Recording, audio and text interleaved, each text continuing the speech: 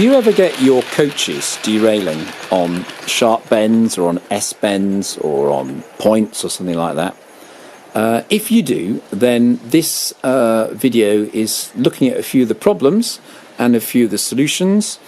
And yeah, I once posted a comment in a forum about a locomotive that derailed, and I got a rather snooty reply from someone saying, oh, you only get derailments if your track's not laid properly. Well, I know my track isn't perfect. I'm not pretending it is, but when one particular locomotive or one particular coach is the only one that derails at a certain point, you think the track might not be perfect, but clearly there's a problem with that one particular coach or locomotive. And sometimes with wagons. I find with wagons the problem is normally to do with a coupling catching a hook on the adjacent wagon. But with coaches, there's usually usually a similar reason to do with couplings, which we'll look at in a minute. But part of this video is really extolling the virtues of the Hornby Mk1 railroad coaches. They are such good value.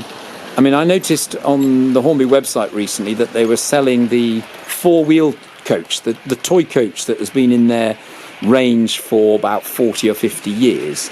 They were selling those for like £18 each, recommended retail price or something. And the Mk1 railroad coaches are only a few pounds more than that, 21, 22, 23, something like that. And you can pick them up for even less, brand new on eBay. And I've bought loads second-hand on eBay as well. Sometimes not boxed. Who needs a box? I don't keep my models in boxes. I keep them on my railway, busy running as much as possible. Anyway, you've seen a few of them going round. No derailments yet, but I will show you common problems I have.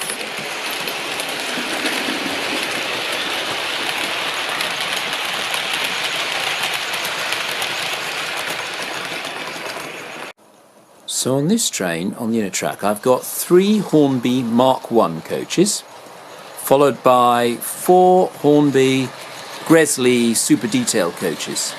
And they're running pretty well at the moment, being hauled by a Hornby A2/3 Thompson class. And on the outer track, I've got another Hornby A2/3, and it's going to be pulling a Thane of Fife. It's going to be pulling a rake of 8 coaches. Now, I don't know if, like me, you've tried doing this before, but the more coaches or wagons you put on a train, the more likely you are to have derailments. And I'll just go through the train before I get it running. So, we've got Thane of Fife, really good model. It's got its faults, but it runs beautifully. I've got a Hornby Railroad brake coach, Mk1. Hornby Railroad, all second or all third Mk1 coach, Hornby Gresley, Hornby Composite, Bachmann buffet car, Bachmann all third coach, Gresley, Hornby Gresley all first, and finishing off with a Bachmann composite brake coach. And I'm going to get this one going, but before I do, I'm going to make a prediction. The coach that's going to derail, if anything's going to go wrong, is going to be this one here, the Hornby Gresley coach, towards the front of the train. Get it going nice and smoothly. This is the longest train I've actually ever run on my layouts in terms of certainly coaches. I might have had this long a train with wagons, but pulling 8 coaches on sort of train set curves is quite a challenge sometimes, and you are likely to get derailments for one reason and another. For a start, my track isn't perfectly laid, but let's just see how we get on. Just have the camera in the station waiting for the trains to go past in each direction, going at nice steady speeds, nothing too fast.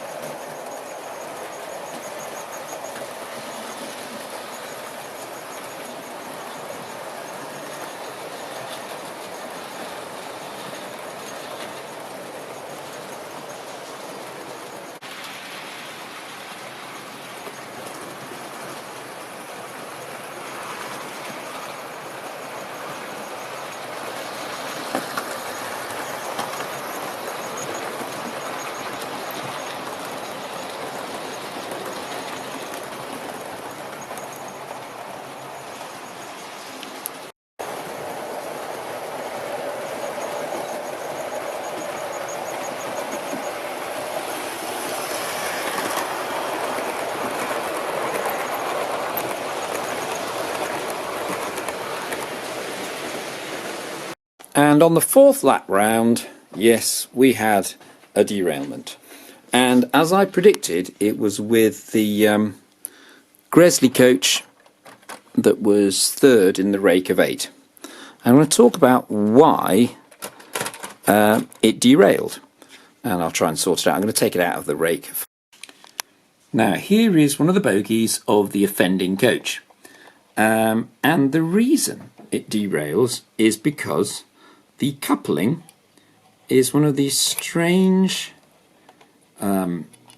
couplings that's attached to the base of the carriage, the coach, rather than attached direct to the bogie. And Hornby have done this because they think it allows close coupling, and the actual coupling can stretch slightly as the coach goes round train set curves, sharp curves, and then it comes in together and pulls the coach slightly closer together when it's on the straight.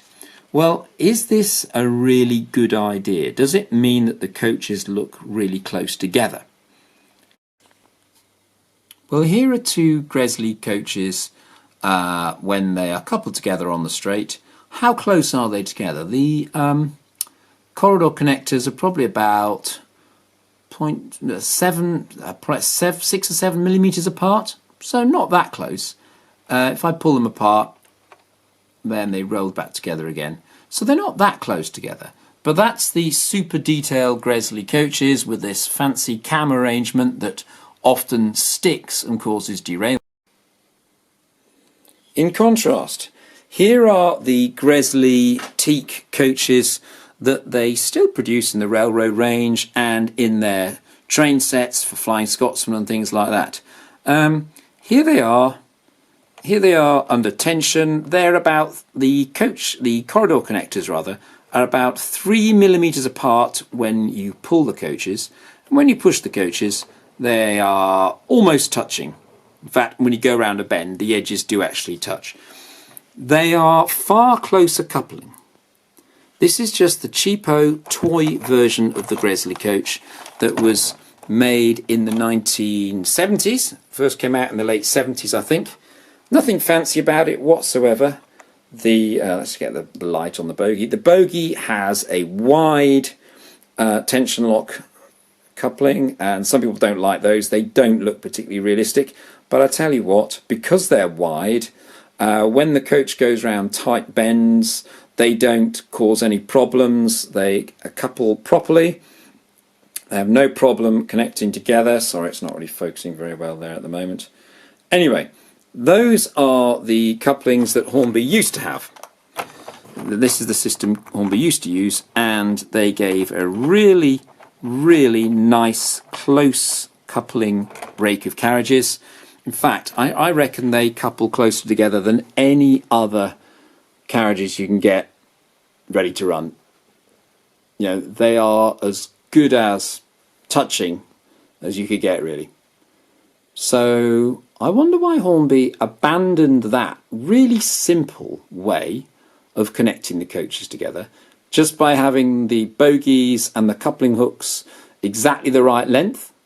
Why did they abandon them for some really complicated and potentially unreliable mechanism where you have a coupling hook in an NEM pocket? I mean, I don't have anything against NEM pockets in principle, but they're on a long little plastic piece. I'll show you it in a second.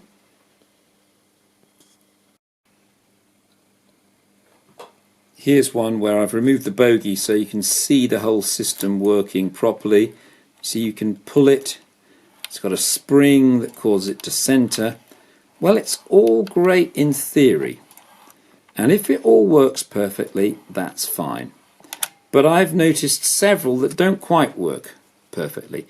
Bachmann use an identical system on their Mk1 coaches, and Hornby used the same system on their Pullman coaches, their super detailed Pullman coaches, should I say. And it could be that they use them on other coaches too, and Bachmann maybe on other coaches, but the only ones I've got experience of are the super detailed Gresleys, the super detailed Pullmans, and the Bachmann Mk1s, where they have these coupling hooks connected to a strange long plastic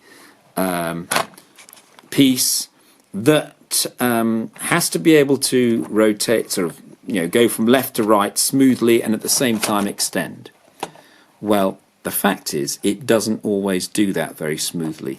There might be some slight blemishes in the moulding of the coach or of the plastic piece that has to move, which causes friction, and sometimes they get jammed. So I guess the question I've got to ask Hornby is, why have you bothered to go to the trouble of making such a complicated system that you call a special close coupling system that doesn't actually couple as closely as your very, very simple, just mount the bogies, mount the couplings on the bogies at the right length, and you get a really nice close coupling. And plus these the train set Gresleys, the ones that there aren't full scale length, and I think that's why a lot of people don't like them. But apart from that, they're quite reasonable models. But they'll go around first radius curves. They're absolutely perfect for your train set and your tight curves that most people have on their train sets.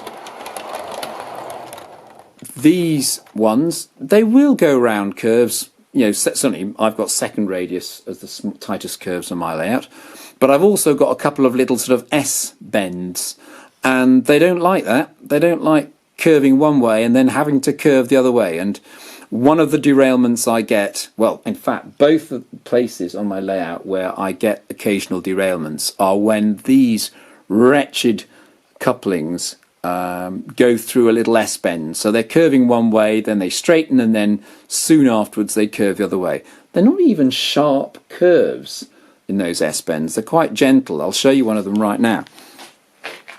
If you see, going into the bridge, going under this bridge here, we've got a curve.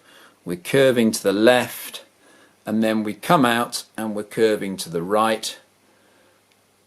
It's not that sharp. It's not like really sharp curves, and yet that's one of the places where they sometimes derail.